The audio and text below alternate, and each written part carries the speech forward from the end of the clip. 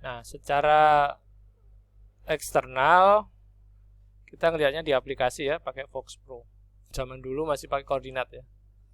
Baris 8, kolom 8, tampilkan ini pada baris 11 gitu. Nah, sekarang sudah pakai form ya, geser sana geser sini gitu ya. Oke. Model-model organisasi data. Ada data secara hierarki, network, relasi. Kayaknya yang ketiga ini yang paling penting ini kayaknya. Model hierarki bisa digambarkan pertama, rekod wiraniaga mempunyai dua sub rekod yaitu statistik penjualan dan pelanggan. Pelanggan mempunyai catatan namanya piutang dagang. Nah, masing-masing tabel-tabel ini mempunyai rekod-rekod. Ya. Contoh rekod wiraniaga, apa aja? Punya nomor, nama, nomor kantor, ya. Pelanggan punya nomor, nama, dan seterusnya. Nah, nanti kita cari mana yang sama gitu. Karena nanti kaitannya dengan bagaimana kita merelasikan. Ya, merelasikan. Contoh nih, ada link ke sini sama link ke sini. Ya, ada link ke sini, ke sini. Ini link ke sini, link ke sini, ya. Model data secara hierarki di atas dikenal sebagai model pohon atau tree model. Tree itu pohon ya, T-R-I-I. Ya, tree model. Pada model data ini, data induk tidak memiliki beberapa cabang ya, sesuai model pohon ya, sesuai kebutuhan. Dan masing-masing cabang juga memiliki cabang lain. Jadi hierarki kayak pusat, cabang, daerah, ranting gitu ya. Kalau struktur organisasi sosial kan gitu ya. Model data ini merupakan salah satu model lama yang masih banyak digunakan, khususnya yang bersifat belum data jaringan ya, masih sederhana lah ya, masih model lama. Berikutnya adalah model network. Nah, di sini digambarkan sudah mulai disambung-sambung gitu ya. Yang pertama ada rekod wiraniaga, rekod statistik penjualan, ada rekod pelanggan, ada rekod piutang dagang. Nah, di sini ada terhubung, ya, garisnya terhubung semua. Lalu kita cari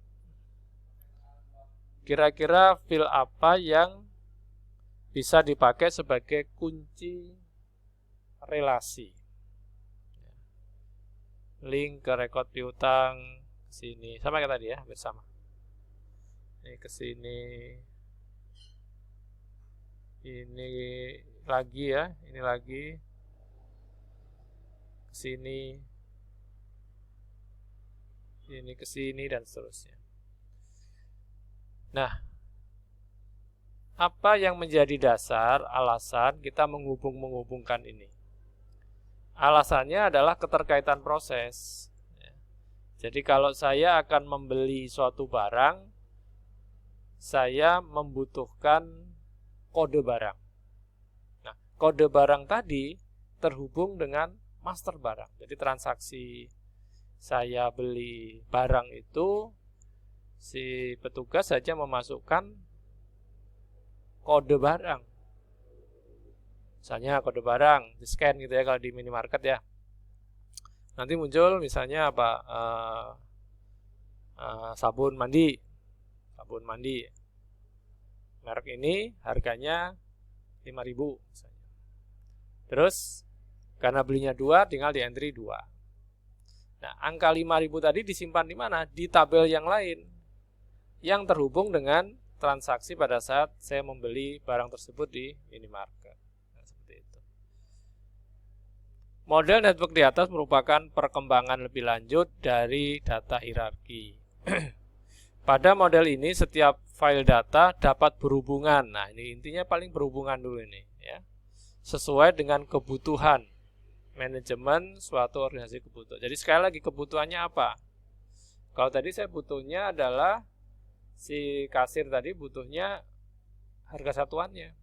Karena kalau di harga satuannya 5.000, angka 5.000 nggak perlu di entry. Yang di entry cukup kode sama jumlah. Atau belinya berapa gitu ya, belinya berapa. Harga satuan udah ada di file master. Dengan adanya hubungan langsung dari satu file data ke file data yang lain secara langsung, tanpa harus melewati dahulu satu atau beberapa file, maka akses data lebih cepat dibandingkan yang hierarki. Yang ketiga, model relasi. Nah, ini yang sekarang ya. Model relasi didasarkan kepada persepsi tentang dunia nyata yang berisi sekumpulan objek-objek dasar yang disebut dengan entity. Dan bagaimana hubungan antara entity-entity tersebut. Beberapa cara penggambaran, salah satunya digambarkan oleh Peter Chen, model relasi Peter Chen. Nah, ini nanti akan secara detail dipelajari di database ya, database. Ada entity, ada relasi. Nah, ini sudah mulai jelas ya. Hubungan satu ke satu, one to one, relationship one to many. Ya. Satu ke satu, satu ke banyak. Ya. Apa contohnya satu ke satu? Contohnya data yang tadi itu harga satuan bisa juga itu. Harga satuan. Jadi kode barang, ngambil harga satuannya 5.000. Udah. Beli 5, berarti 5.000 kali 5, 25.000. Satu ke banyak misalnya gimana? Satu NIM itu bisa mengambil beberapa mata kuliah. Nah, itu satu ke banyak itu. Atau banyak ke banyak. Dan banyak ke satu. Nah, banyak ke satu misalnya gimana? Beberapa mahasiswa mengambil satu mata kuliah yang sama. Bisa juga, ya. Banyak ke banyak, nah ini bisa juga ya. Beberapa mahasiswa mengambil beberapa mata kuliah. Kalau ini beberapa mahasiswa mengambil satu mata kuliah. Bisa.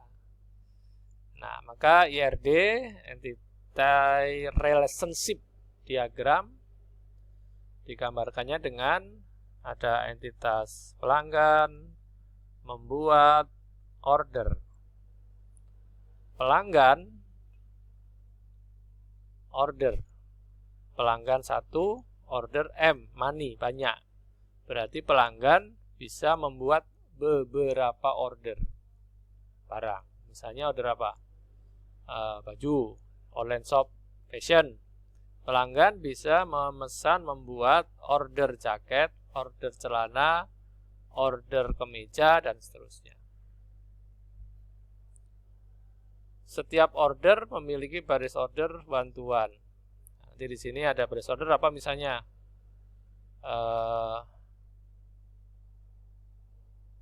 Harga satuannya bisa ya, bisa masuk juga harga satuan. Karena setiap barang itu punya harga satuan yang satu beda-beda.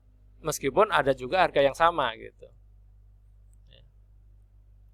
Contoh atribut pelanggan. Atribut pelanggan mempunyai kode langganan, nama langganan, alamat, telepon, fax, maksimum kredit. Atribut barang punya kode barang, nama barang, satuan, minimal level, satu awal, harga beli, harga jual. Nah, nanti dicari antara pelanggan sama order harus ada yang sama. Misalnya di sini apa? Kode order dengan kode pelanggan, kode langganan ya. Terus dengan kode barang. Nah, nanti akan dicarikan field yang sama yang dipakai sebagai kunci relasi. Satu-satu, satu banyak.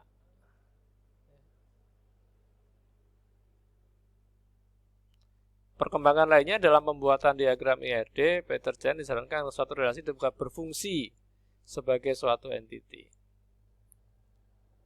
Sehingga modelnya dapat digambarkan lebih lengkap lagi. Misalnya pelanggan membuat order, order memiliki beberapa baris order,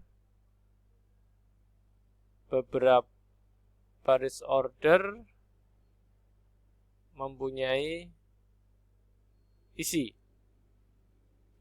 Ya. Isi mempunyai barang. Ya. Nah, di sini ada simbol segi 4 sama jajaran genjang ya sekaligus. Kalau tadi di sini bedanya cuma jajaran genjang aja. Nah, maka di sini disebutnya relasi itu juga bisa berfungsi sebagai entity.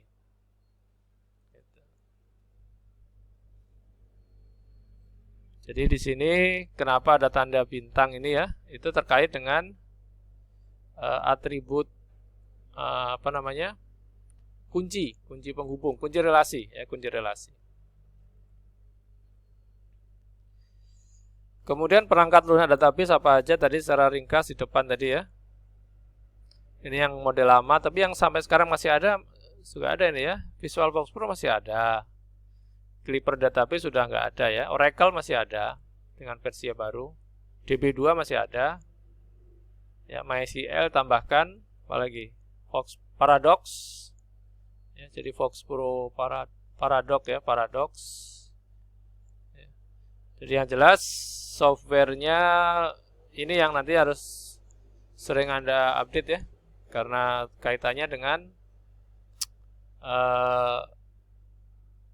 pilihan dalam menggunakan bahasa pemrograman dan database softwarenya.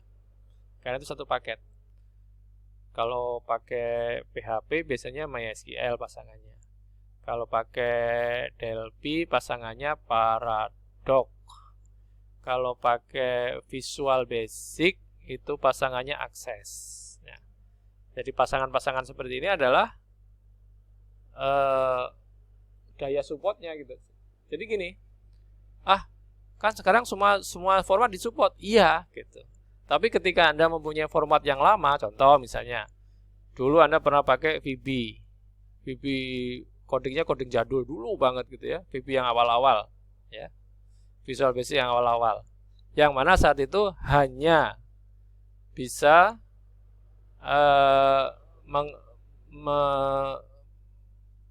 menggunakan format akses saja.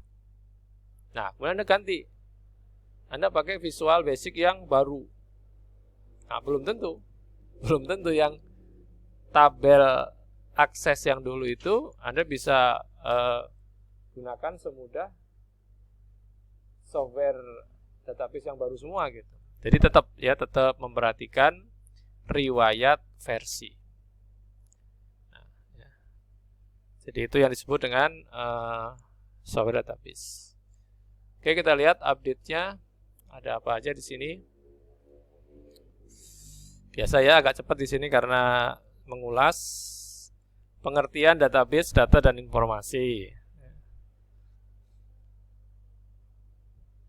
Database is collection of data organized in manner that allows access, ya, retrieve, and use.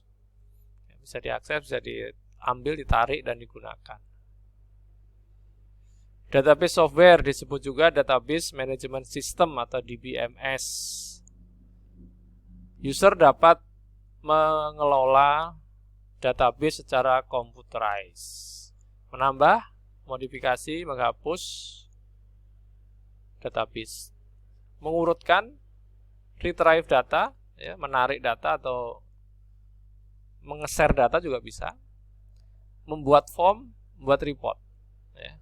Nah, ini pekerjaan dasar dari seorang database manager atau administrator database. Nah, ini contohnya ini. Bagaimana contoh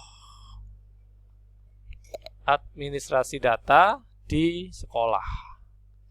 Pertama, ini ceritanya membuat biodata ya, biodata sekolah. Pertama, foto dulu. Foto, di sini ada foto, kamera, di sini disimpan. Simpan dalam hard disk, kemudian disimpan di database-nya ya, berupa ditambahi dengan yang lain-lain. Ya. Schedule, ada jadwal segala macam. Kemudian processing tadi ya, processing step 4, mulai sudah jadi